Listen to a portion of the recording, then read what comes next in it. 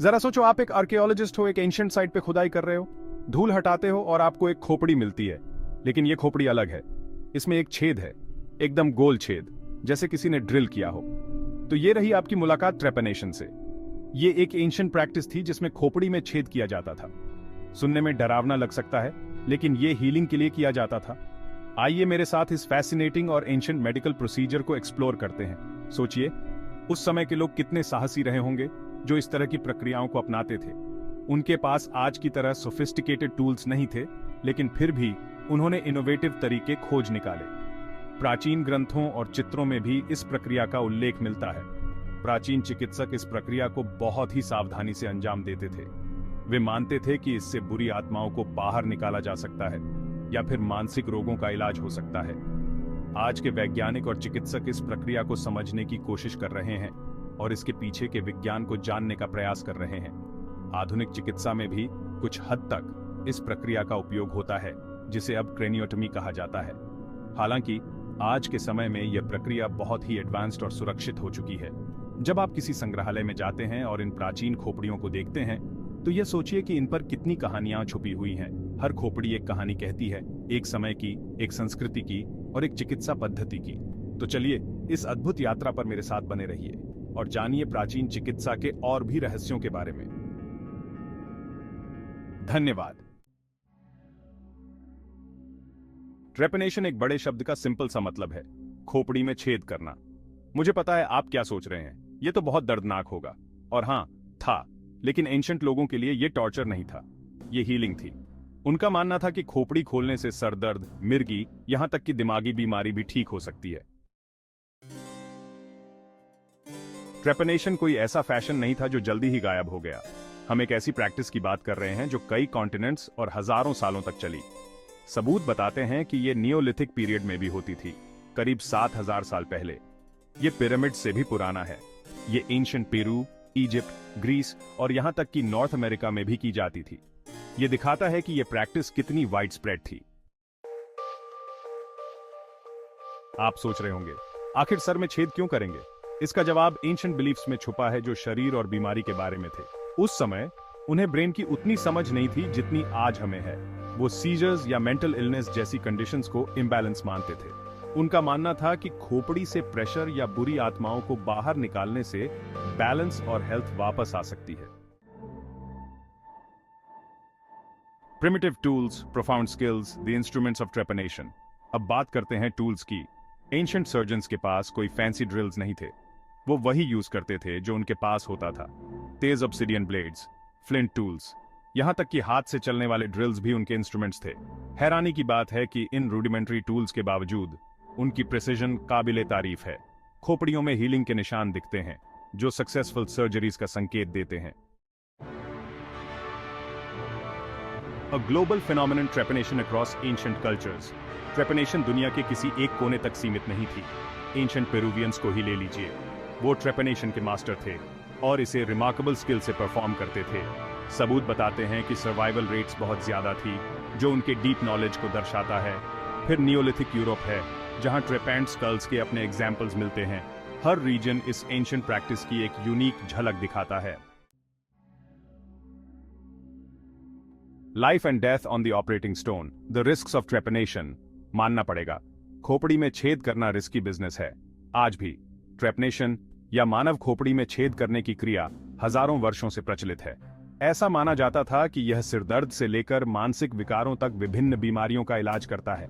हालांकि इसमें जोखिम बहुत अधिक थे।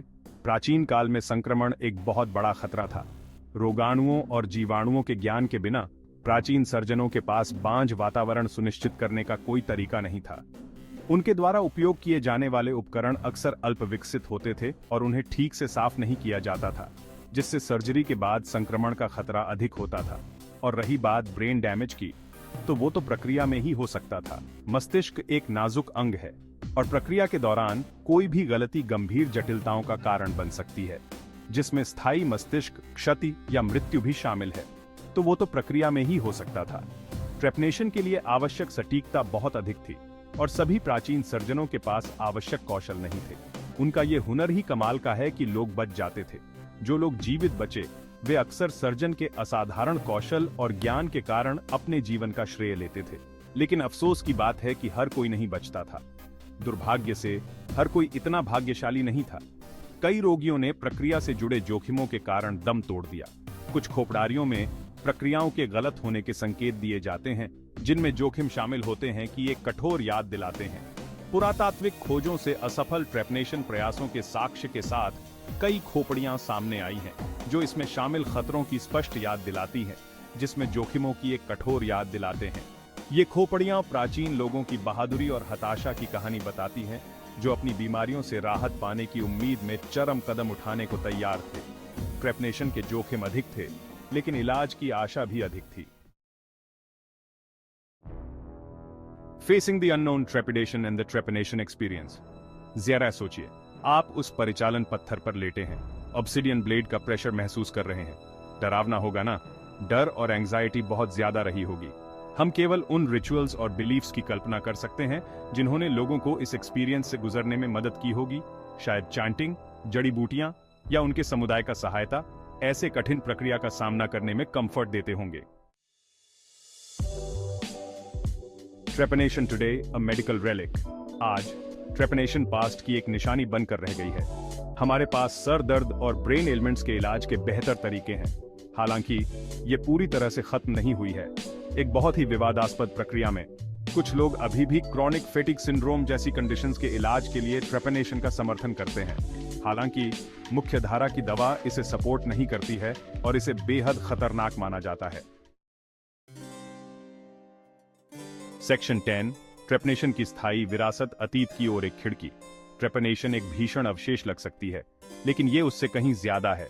ये हमारे पूर्वज के माइंड्स में एक आकर्षक झलक देती है। ये उनकी सरलता, बीमारों को ठीक करने की उनकी निराशा और मानव शरीर की उनकी समझ को दिखाती है। ट्रेपनेशन का अध्ययन करके हम चिकित्सा के विकास का पता लगा सकते हैं और अप्रिशिएट कर सकते हैं कि हम कितनी दूर आ गए हैं। पूर्वजों से सबक। पूरे इतिहास में मनुष्य ने हमेशा शरीर को समझने और ठीक करने के तरीके खोजे हैं। इस खोज ने कुछ सबसे आकर्षक और कभी-कभी डरावनी चिकित्सा पद्धतियों को जन्म दिया है। एंशिएंट पेरू से लेकर नियोलिथिक यूरोप तक हमारे पूर्वजों ने कई इनोवेटिव टेक्निक्स डेवलप की, जो आज भी हमें आश्चर्यचकित करती हैं। ट्रेपनेशन की कहानी मानव लचीलापन होना और शरीर को समझना और ठीक करना की हमारी कभी न खत्म होने वाली खोज का प्रमाण है। ट्रेपनेशन, खोपड़ी में छेद करने की प्रक्रिया, कई प्राचीन सभ्यताओं द्वारा प्रचलित थी। अपरिष्कृत तरीकों के बावजूद यह मानव शरीर की उनकी समझ और पीड़ा को कम करने के उनके निरंतर प्रयास का एक प्रमाण था। हालांकि तरीके कच्चे और अक्सर खतरनाक थे, लेकिन इन तकनीकों ने हमें दिखाया कि हमारे पूर्वज कितने साहसी और नवीन थे। वे पत्थरों, हड्डियों और धातुओं से बने उपकरणों का उपयोग करते थे, अक्सर बिना किसी प्रकार के एनेस्थीसिया के। फिर भी वे सर्जरी करने में कामयाब रहे, जिससे लोगों की जान बच गई। लेकिन पीड़ा को कम करना और मस्तिष्क के रहस्यों को खोलना की चाह एक कालातीत मानवीय प्रयास है। प्राचीन डॉक्टर और चिकित्सक अपने आप में अग्रणी थे, जो बीमारियों के इलाज के लिए जड़ी बूटियों, औषधि और शल्य चिकित्सा तकनीकों का प्रयोग करते थे। उनके काम ने आधुनिक चिकित्सा की नींव रखी। जैसे हम अपने पूर्वजों की निर्भीकता पर अचंभा करते हैं, वैसे ही हमें उनकी प्रतिभा और दृढ़ संकल्प की भी कहानी कहनी चाहिए। वे सबसे पहले मानव शरीर का नक्शा तैयार करने, उसके कार्यों को समझने और ऐसे उपचार विकसित करने वाले थे जो आदिम होते हुए भी अपने समय के लिए प्रभावी थे। हमारे लिए चिकित्सा में अविश्वसनीय प्रगति हुई है और इसकी सराहना भी होती है, जिसका हमें लाभ मिलता है। प्राचीन काल की प्रारंभिक प्रथाओं से लेकर आज की परिष्कृत तकनीक तक चिकित्सा विज्ञान की यात्रा मानवीय जिज्ञासा और दृढ़ता का प्रमाण है। आधुनिक चिकित्सा अपने उन्नत निदान, शल्य चिकित्सा तकनीकों और उपचारों के साथ पूर्वजों से सीखे गए सबक के लिए काफी हद तक जिम्मेदार है।